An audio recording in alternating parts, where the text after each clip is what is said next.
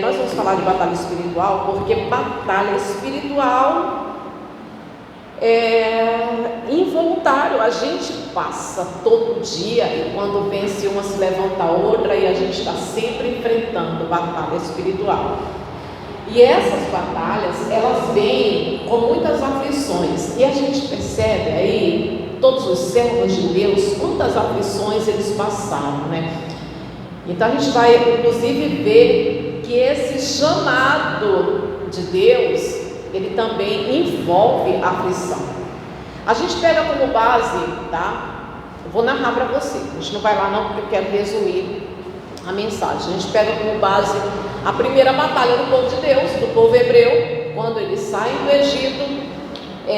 Teologicamente, entende-se que, assim como eles saíram do Egito, que simboliza o mundo, passaram pelo batismo nas águas, né? Passaram pelo Mar Vermelho, porém o Mar Vermelho que simboliza o batismo nas águas, e enfrentam a primeira batalha logo após o batismo nas águas. Teologicamente entende-se que a guerra contra Amaleque, que se estende de geração em geração, significa uma guerra contra a carne. Só que eu não quero falar no sentido teológico, eu quero pegar como base tanto a primeira batalha do povo hebreu, como que é Êxodo capítulo 17, como Juízes capítulo 7, narrando. Eu quero destacar que nessas duas batalhas, que eu posso citar tantas outras, mas eu escolhi essas duas, porque nessas duas batalhas que o povo de Deus enfrenta, elas têm muita coisa em comum. Só que elas têm uma coisa em comum, que é o que nós vamos falar hoje, uma coisa em especial, que é o que nós vamos abordar hoje. Quando o povo de Deus passa pelo Jordão, eles estão saindo do Egito. Não eles propriamente, mas a cidade, o país em que eles estavam, aquela nação, enfrentou 10 pragas. Eles estão numa caminhada pelo deserto e eles encontram um inimigo covarde, que começa a abater os desfalecidos, os abatidos, os cansados. Ele mata covardemente e com isso ele provoca a ira de Deus.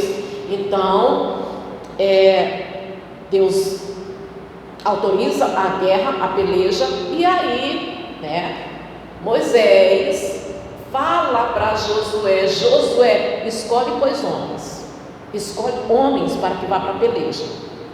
Enquanto você vai para a peleja, eu vou para cima do morro, vou para o monte, vou ficar lá.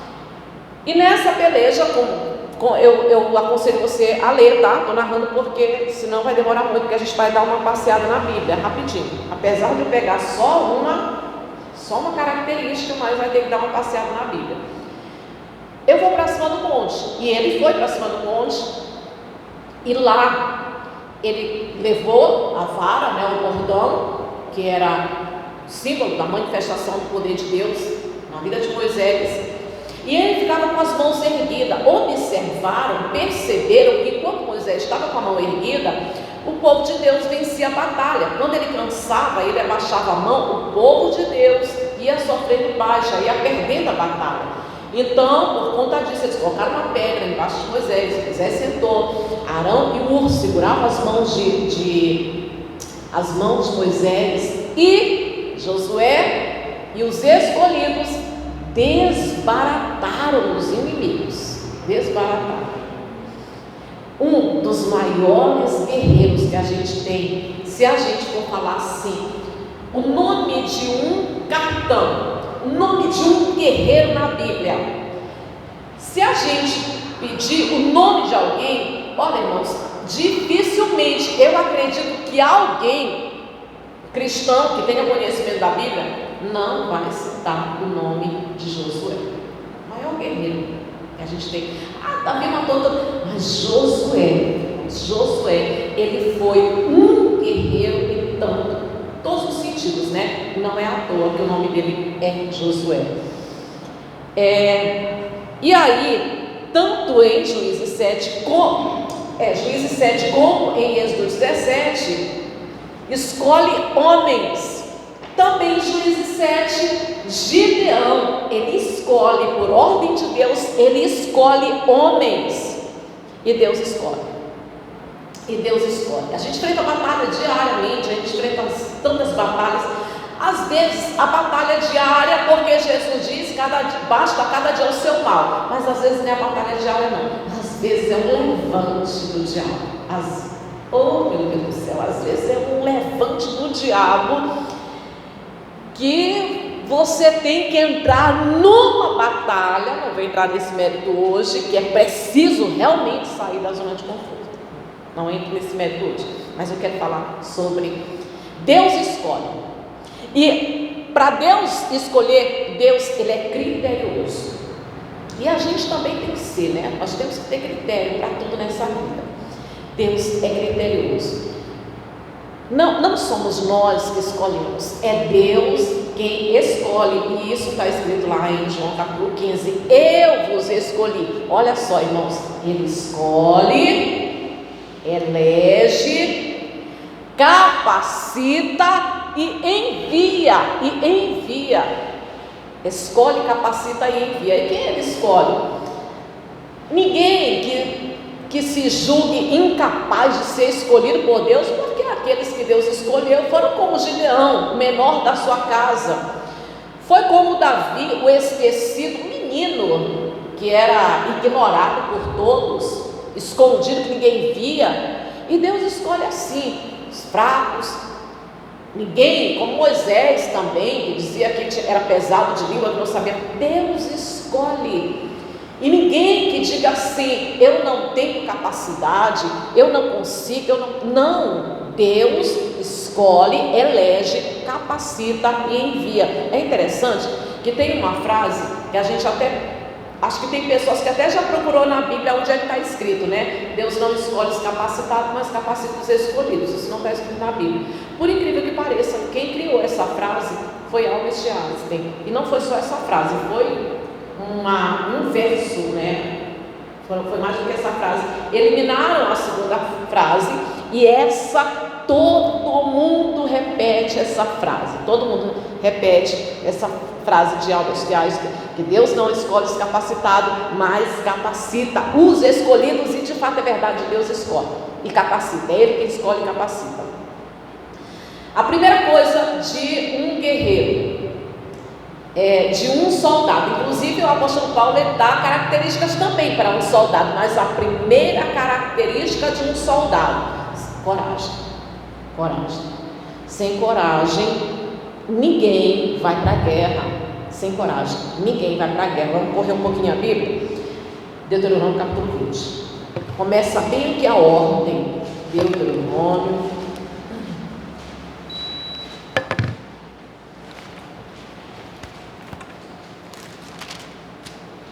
capítulo 20.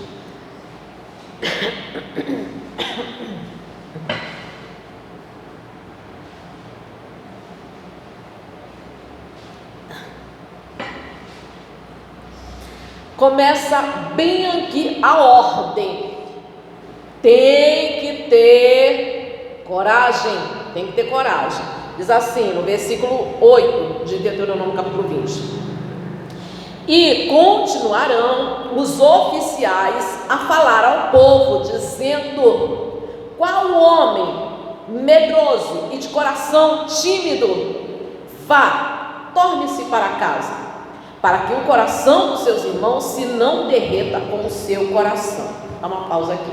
Primeira ordem: quem for tímido, quem for medroso, não vai para a guerra não, tem que voltar para casa. E quando ele fala para que o coração dos seus irmãos não se derreta com o seu coração, em outras palavras, para não acontecer o que aconteceu lá em Números capítulo 11, quando os espias vêm e eles passam a narração de acordo com os seus olhos naturais, e a Bíblia diz que eles inflamam, eles contaminam todos os seus irmãos com a sua narração medrosa, dizendo: eles são mais poderosos do que nós. Então, uma pessoa medrosa, ela não avança e ela também contamina outras pessoas com o seu medo. É muito interessante, irmão, sabe o quê? É que ninguém diga assim, eu não tenho medo. Ninguém diga. O medo, ele é um sentimento natural e todo mundo tem medo. Todo mundo tem medo. Todo mundo tem medo. Medo é um sentimento natural. Mas o que é bom disso é a gente entender que o medo, ou seja, que a coragem, ela não é ausência de medo. Coragem não é ausência de medo. Coragem é avançar, mesmo com medo. Aí, fui procurar a definição, né? Deixa eu ler exatamente como está no dicionário bíblico. Aliás, no dicionário. Diz assim, olha, coragem. Moral forte perante o perigo. Entenda, né? Moral forte perante o perigo. Firmeza para enfrentar situações emocional ou moralmente difícil. Então, a gente pega muitos que tiveram medo. Gideão foi um que teve medo. Coragem é avançar, mesmo com medo. Agora, eu vou falar uma coisa para vocês. Tem muita gente que não avança, até porque quando o apóstolo Paulo, ele faz um chamado para se alistar, porque para ir para a guerra tem que ser soldado, né? Para ir para a guerra tem que ser soldado, tem que ser guerreiro, tem que ser guerreiro. Primeira característica é o medo. Quando o apóstolo Paulo, ele faz uma chamada para se alistar como soldado, a chamada do apóstolo Paulo já mete medo. Sério, irmãos, a chamada do apóstolo Paulo já mete medo. Ele diz assim, 2 Timóteo capítulo 2.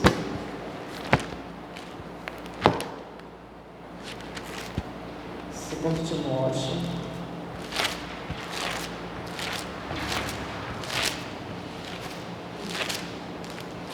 capítulo 2.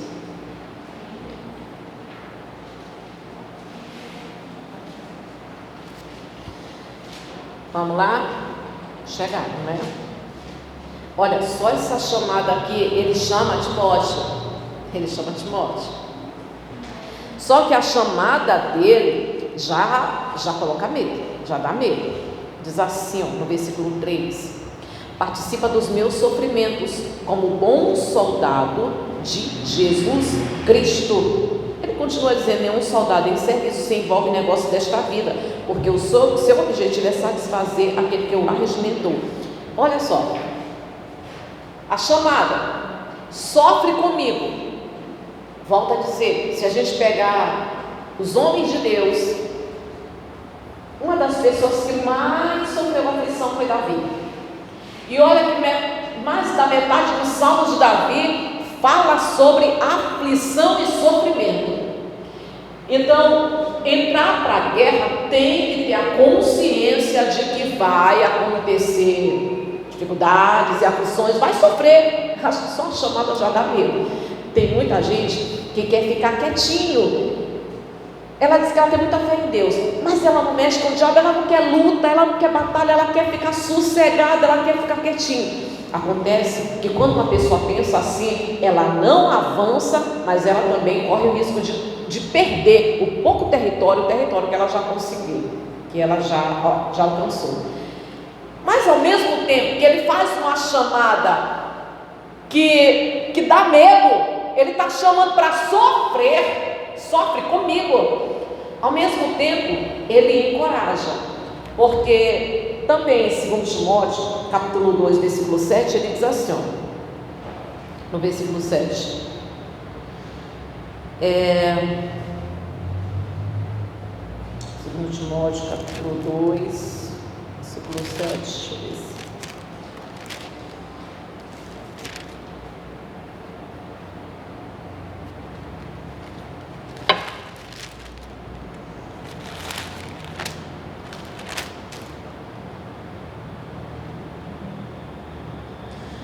Não é esse daqui não, mas ele diz assim, olha, porque Deus não nos tem dado espírito de covardia ou de medo, mas de poder.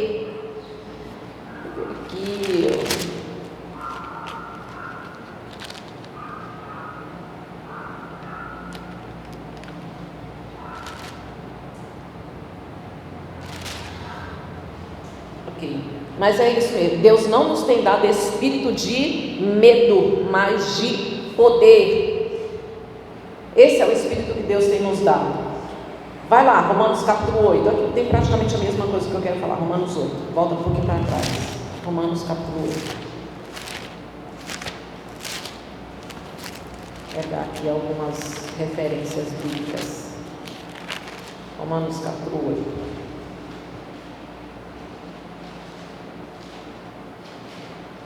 É o mesmo versículo. Diz assim, olha, só um pouquinho diferente. Porque não recebeste o espírito de escravidão, para viveres outra vez atemorizados, ou seja, com medo, mas recebestes o espírito de adoção, baseado na qual clamamos, Abba, Pai. Esse é o espírito que Deus nos dá. Hebreus capítulo 13, mais para frente. Hebreus 13.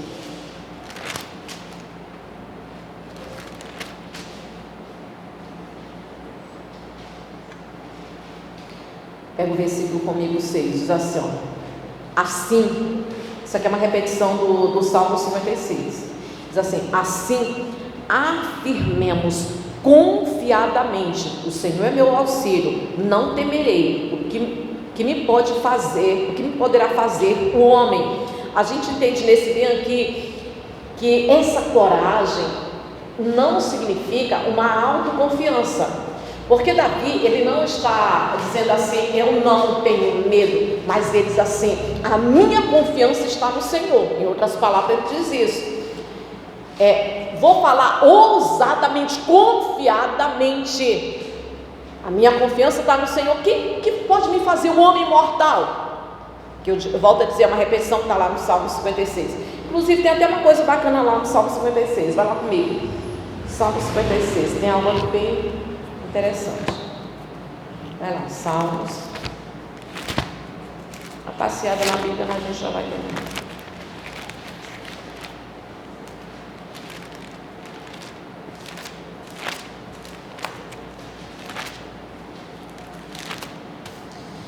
Aí você vê comigo o versículo, esse salmo aqui é muito bom. 3. Em me vindo temor, hei de confiar em ti. O que eu acabei de ler, que o escritor de Hebreus ele repete, está bem aqui, ó, no quadro, diz assim, ó, em Deus, cuja palavra eu exalto, neste Deus ponho a minha confiança e nada temerei. Quem me pode fazer um mortal? Você vê que ele diz assim, quando eu tiver medo, eu vou confiar em Deus. Aí você entende, né? Que coragem não é ausência de medo. Medo vai ter, medo de tanta coisa, a gente tem medo, mas é avançar com medo. Coragem é você romper mesmo com medo, apesar do medo, romper. Para enfrentar batalhas espirituais, a gente precisa se preparar. Porque nenhuma pessoa despreparada é qualificada ou vence batalhas. A gente precisa se preparar. E uma dessas preparações é você ter coragem. Em muitas situações, no caso de Gideão e tantos outros, apesar do medo, Paulo foi um. Que mesmo com medo, ele precisou de coragem. E o que ele fez? Ele pediu para Deus, e Deus revestiu Paulo de coragem. Então, quando a gente tiver coragem, a gente ora, pede para Deus, ele nos reveste de coragem. É romper mesmo com medo. Deixa eu pegar mais algum versículo aqui. Vai lá em Juízes 7. Eu acabei de falar, mas aí eu quero ler esse daqui. Juízes 7. Juízes capítulo 7.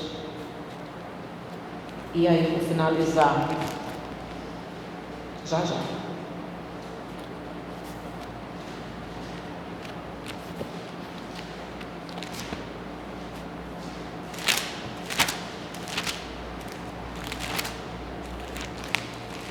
Diz assim, mesma coisa que a gente viu lá em Deuteronômio, praticamente a mesma coisa.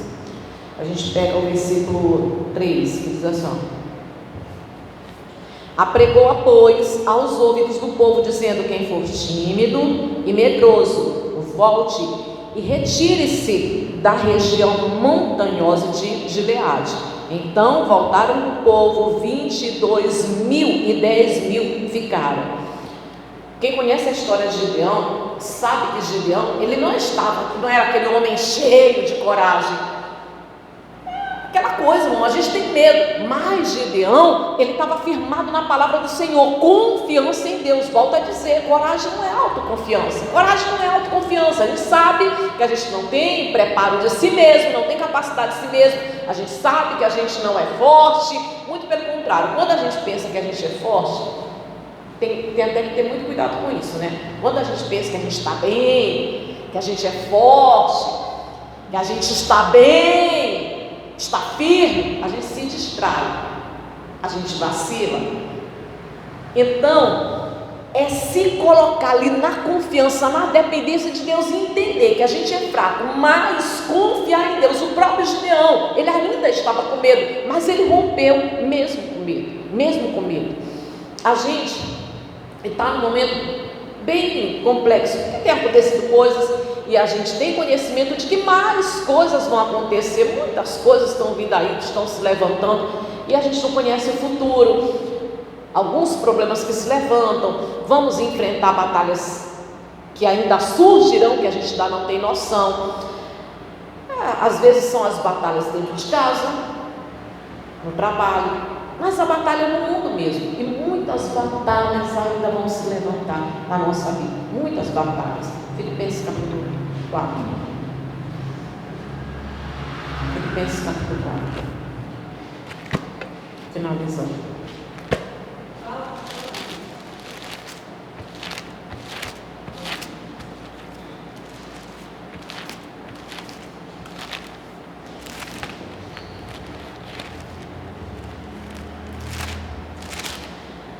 Conhecido, né?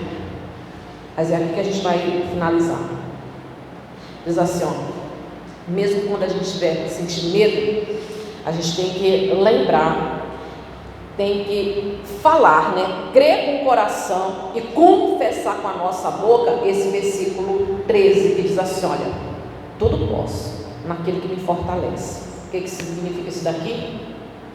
Eu posso enfrentar, eu posso encarar, eu posso viver e superar todas as coisas por meio de Cristo que me dá força.